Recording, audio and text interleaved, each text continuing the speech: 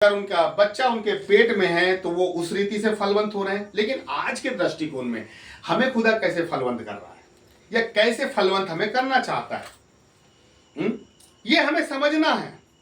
परमेश्वर के दिमाग में हर एक व्यक्ति के लिए कुछ प्लानिंग है और उस प्लानिंग को जब हम परमेश्वर के पास बैठते हैं तो परमेश्वर उसको बताता है।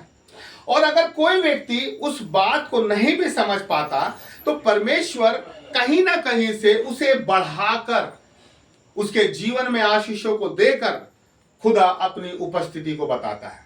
लेकिन आज अगर हम देखें कि हमें खुदा कैसे फलवंत करना चाहता है, हमारे पास जीवन की सारी चीजें खुदा ने हमें दिया, हमें 2 वक्त की रोटी मिल रही है, सारी चीज मिल रही है। लेकिन खुदा की एक जो बड़ी इच्छा है वो संसारिक आशीषों से बढ़कर कहीं बढ़कर हमें आत्मिक आशीषों में फलवंत करना चाहता है। खुदा चाहता है कि जैसे इब्री लोग जो थे उनके पेट में बच्चा था, और खुदा आज ये चाह रहा है कि हमारे पेट में भी आत्मिक बच्चे पाए जाएं। आज हमारे पेट में कितने आत्मिक बच्चे हैं, हम कितने आत्मिक बच्चों को तैयार कर पा रहे हैं, कितने बच्चों को हम ये सोच के तैयार कर रहे हैं कि हम खत्म हो जाएंगे, लेकिन ये जो बच्चे आने वाले समय में हैं जो खुदा के धर्म राज्य को आगे लेके जाएंगे। जब तक हमारे दिमाग में वो प्लानिंग नहीं आएगी, जब तक हम नहीं सोचेंगे कि हमें किसी को खड़ा करना है। परमेश्वर ने यदि मुझे फलवंत किया है, मुझे हर क्षेत्र में आशीषित किया है, तो मेरा भी काम है कि मैं आने वाली जनरेशन को खड़ा करूं। इसके लिए क्या करना पड़ेगा? मुझे उन बच्चों के साथ बैठकर, उन लोगों के साथ बैठकर मुझे क्या करना पड़ेगा भाई? मुझे समय देना पड़ेगा। और आज सबसे बड़ी विडंबना है, समय नहीं है। हर एक व्यक्ति अपने कामों में, घर में, परिवार में, सारी चीजों में बिजी है। आज का व्यक्ति, हर एक व्यक्ति बिजी है।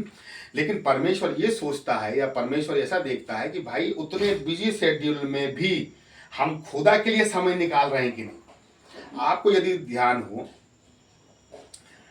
कि जो महिला यीशु मसीह जहां बैठा था भवन के पास, तो वहां आके 2 दमड़ी डाल दी, तो वहां पर यीशु मसीह क्या बोलता है? इसे सबसे बढ़कर डाला। और सब लोग और ज्यादा ला रहे थे, लेकिन उनको परमेश्वर ने या यीशु मसीह ने कुछ नहीं बोला। अब इसको समझिए, जिसके पास ज्यादा था वो ज्यादा में से कम निकाल के लाया, लेकिन जिसके पास कम था वो कम में से भी निकाल के लाया।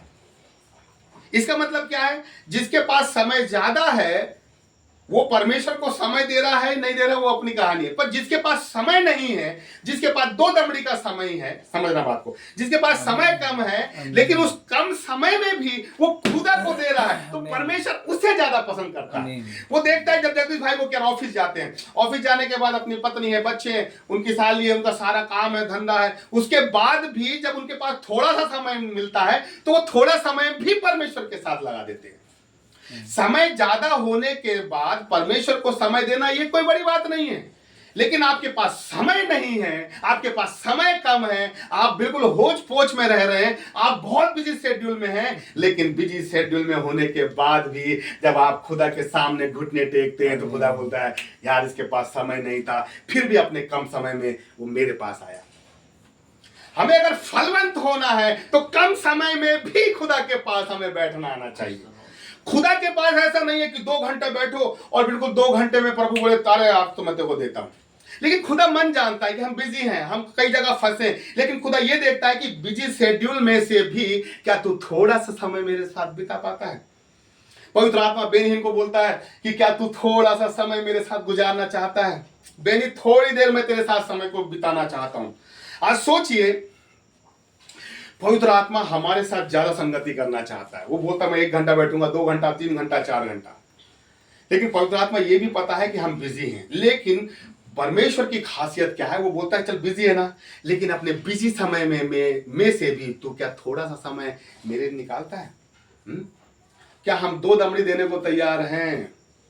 अगर फलवंत होना है, क्योंकि खुदा अगर फलवंत करना चाहता है तो उसके पास हमें बैठना पड़ेगा। समय मायने नहीं रखता कि आप 1 घंटा बैठ रहे हो कि 3 घंटा, समय मायने नहीं रखता, लेकिन मायने ये रखता है कि आप 10 मिनट भी बैठते हो तो खुदा को शिद्दत के साथ हम ढूंढना चाहिए, शिद्दत के साथ बैठना चाहिए।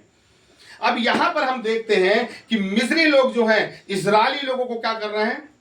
बच्चों को खत्म करने की कोशिश कर रहे हैं। वो सोच रहे हैं कि लड़का हो तो मार डालो। ऐसे करते करते जो इजराइल लोग हैं वो क्या होंगे, बढ़ेंगे नहीं। शैतान सोचता है कि इसको मैं बढ़ने, शैतान ये सोचता है कि यार ये 1 घंटा बैठ जाएगी ना तो परमेश्वर इसे दे देगा और ये फिर मेरे ही विरोध में हो जाएगी। तो शैतान क्या काम करता है, वो हमें बिजी करता है। वो ये चाहता है कि इसे फलवंत नहीं होने देना है, इसको परमेश्वर के साथ बैठने नहीं देना है। लेकिन हमें समझ में आने को होना कि यदि मुझे फलवंत होना है तो मुझे बैठना पड़ेगा। जब तक मैं बैठूंगा नहीं, मैं आशीषित हो नहीं सकता, मैं बेहतरीन नहीं हो सकता।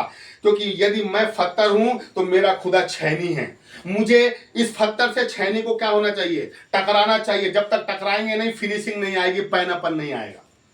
शैतान ये जो मिस्री लोग हैं ये क्या कर रहे हैं, ये सोच रहे हैं कि इजराइल लोगों को फलवंत नहीं होने देना है, बढ़ने नहीं देना है। वैसे ही कई परिस्थितियां हमारे जीवन में ऐसी होती है जो हमें बढ़ने नहीं देती प्रभु में। लेकिन मैं आपको बताऊं, यदि परमेश्वर ने सोच लिया है आपको फलवंत करने का, आपको सोच लिया है आगे बढ़ाने का, परमेश्वर ने यदि सोच लिया है कि मेरा बच्चा आगे जाए तो हमको कोई रोक भी नहीं सकता। लेकिन 10 मिनट का समय भी हमें खुदा के पास बैठना बहुत जरूरी है। अब देखिए उसके बाद क्या लिखा है, प्रसव के फत्तर। तो मुझे ये समझ में नहीं आता कि ये प्रसव के फत्तरों में बैठना क्यों।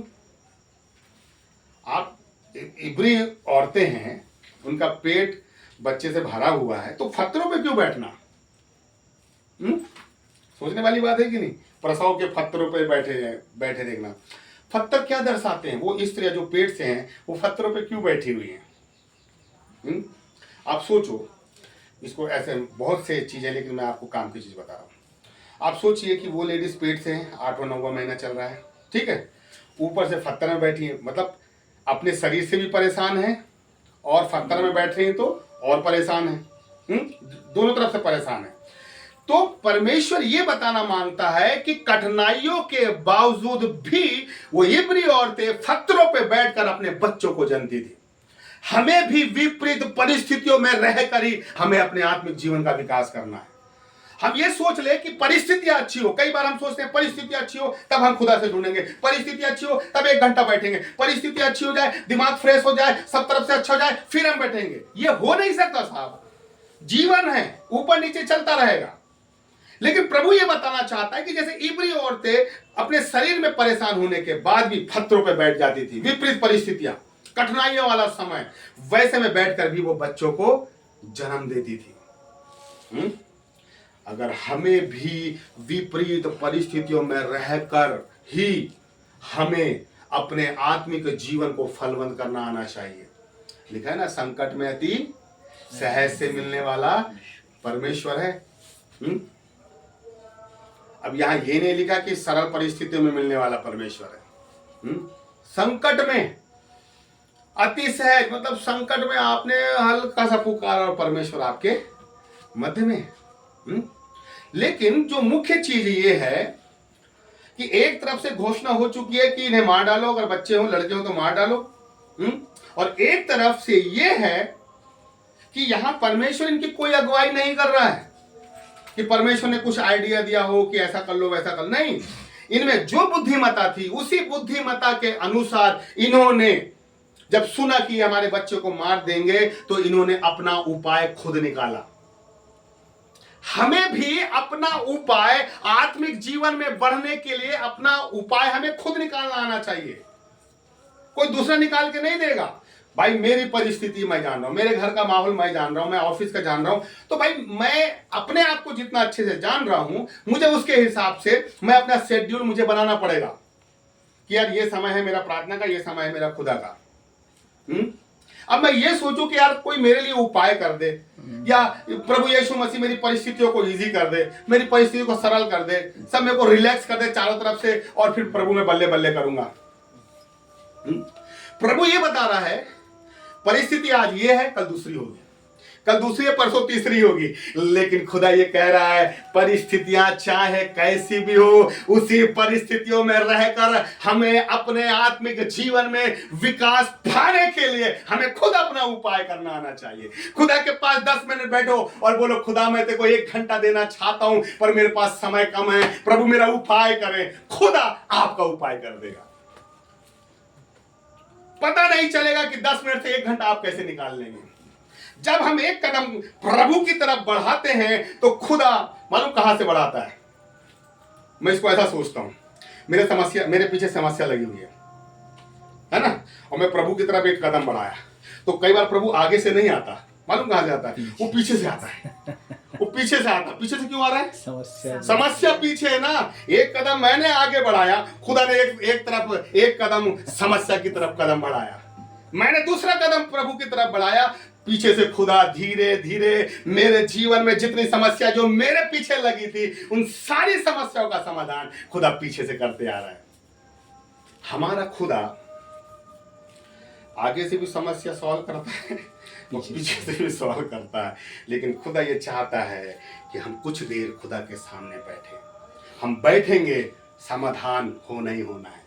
हम 10 मिनट, हमारे पास समय नहीं है, लेकिन जितने देर भी हम बैठे खुदा को ईमानदारी से पुकारें। और खुदा ये बताता है कि विपरीत परिस्थितियों में ही मैं तुम्हें फलवंत करूंगा। खजूर का पेड़ कैसे बढ़ता है? रेगिस्तान में बढ़ता है, विपरीत परिस्थितियों में बढ़ता है।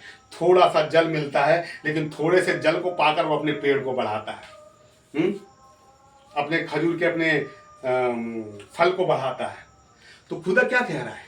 खुदा ये कह रहा है जैसे खजूर का पेड़ थोड़े से पानी को पाकर अपने हाइट को बढ़ाता है, अपने फल की क्वालिटी को बढ़ाता है, वैसे ही थोड़ा सा समय खुदा के पास रहकर हमें भी खुदा क्या करेगा? हमें बढ़ाएगा।